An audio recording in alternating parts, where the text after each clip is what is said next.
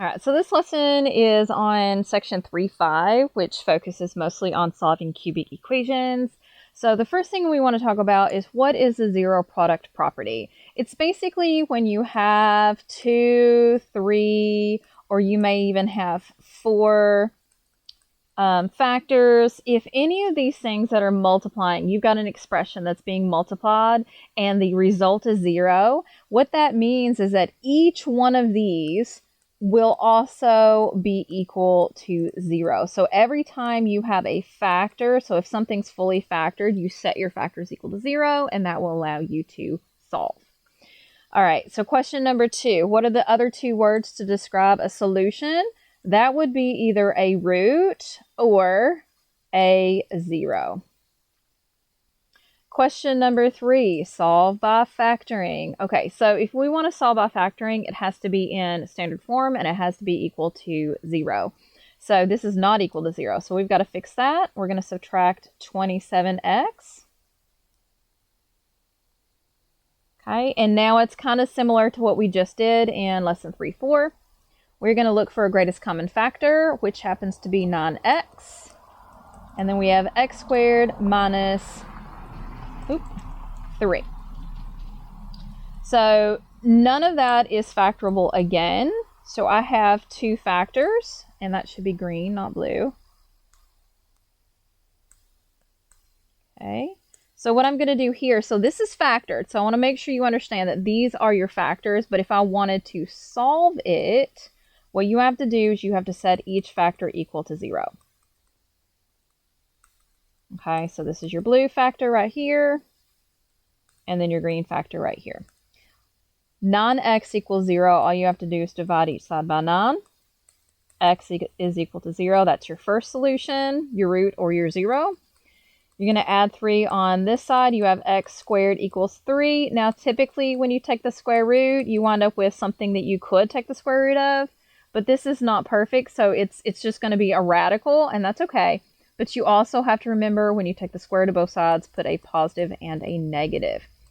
So altogether, you have 3 solutions: 0, positive square root of 3, and negative square root of 3. Okay, question number 4 says solve by graphing using technology. And the reason why we want to use technology is because it would take absolutely forever if we did this by hand. So just from previous examples, we know that volume is length times width times height. So the volume is 180. So I'm just going to write 180 equals. And then these are my dimensions right here.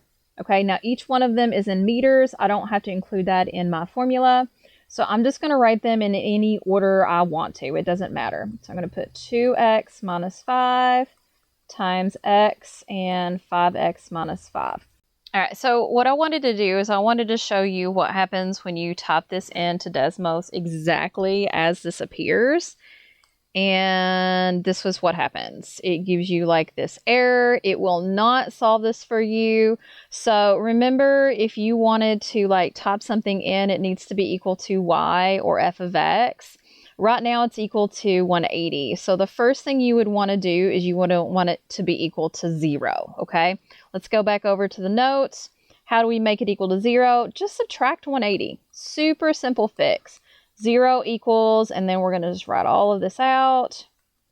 Now, Desmos does not care if this is simplified or not, so I'm going to leave it just like that. But instead of me putting a 0, I'm going to put y or I'm going to put f of x. Let's go back over to Desmos. And I'm going to take this out. And I'm going to replace that with y. And don't forget, put your minus 180 here.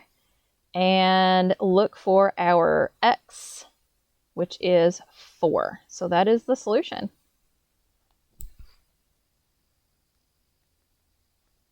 There we go. So there's definitely going to be like one like this on your end of course for sure and on your test. So not everything is factorable. You cannot take this and factor it. So what they'll do is they'll give you like a clue. And your clue is that x is equal to 6. So if you know the solution or one solution is x equals 6, then you can immediately say x minus 6 is a factor. If x minus 6 is a factor, that means that you can divide this without a remainder into x to the third minus 28x minus 48, okay? So the problem is that when you're dividing, remember your diagonals have to add up. So I'm only allowed to start with x to the third. Now I'm going to work backwards. This has to add up to be nothing because I don't have a quadratic, so it's going to be positive 6x squared. Work backwards. Okay, these two have to add up to be negative 28. Okay, I do have a linear term. That's going to be 8x. Okay, and if I did it properly, then yes, it does multiply to be that. Okay, so here's what we're going to do. We're going to take this and we're going to rewrite it using our x minus 6 factor that they gave us. And then the result of us dividing would be the other factor. Now that's going to produce a solution of 6. We know that. Okay, now this is a trinomial. You're going to have to factor it. You got to find the factors of 8 that add up to be 6. That's going to be 2 and 4. Your a is equal to 1, so simply just write plus 2 plus 4. And then this one's going to give us x equals negative 2, and this one's going to give us x equals negative 4. Okay, question number 7 says, if we know that p of 4 is equal to 0, then what is a solution and what is a factor of p of x? Well, according to the factor theorem, if I plug in the number 4 and I get 0 remainder, that means that x is equal to 4, and that is a solution. And if I know that x is equal to 4 is a solution, then I know that a factor would be x minus 4. Okay. Another quick example would be if I know that p of 10 equals 0, I know that the solution would be 10, and I know that that factor would be x minus 10. If it's anything other than 0, you're going to wind up with a remainder, and if it has a remainder, then 10 is not a solution, and x minus 10 is not a factor. Okay, last one of this section is question number 8, easiest one here. So what are the real roots of the function graph below? Do any of the solutions repeat? All right, so your roots or your solutions or your zeros are on the x-axis. So that means I've got one here at negative 1, and I have another one here at positive 2.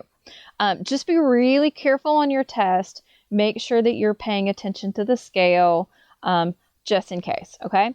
Now, you know if something's repeated if it touches. So you see how this one touches? This one's repeating.